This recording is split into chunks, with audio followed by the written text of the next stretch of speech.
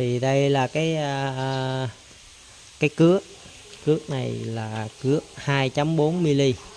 Thì cước này là mình có bán lẻ mét nha cả nhà. Bán lẻ mét là bằng cách là mình lấy cái cuộn này nè, mình sẽ cắt lẻ ra để mình bán. Mọi người mua bao nhiêu mét thì mình sẽ bán bấy nhiêu mét nha. Mình có ghim cái link mua hàng phía bên góc trái màn hình á. Thì cước này là cước vuông 2.4 mm hết cả nhà.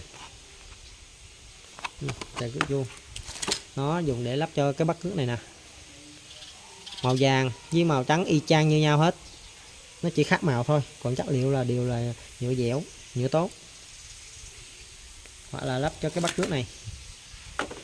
Đặc thù của những cái làn bắt cước này là chỉ xài được cái loại cước 2.4 mm này thôi. Đó, bên mình nè, cái dòng này là dòng màu trắng vuông, là vuông màu trắng.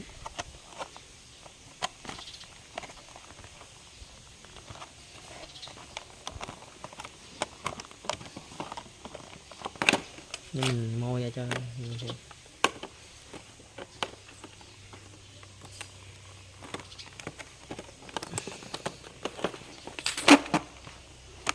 đó này.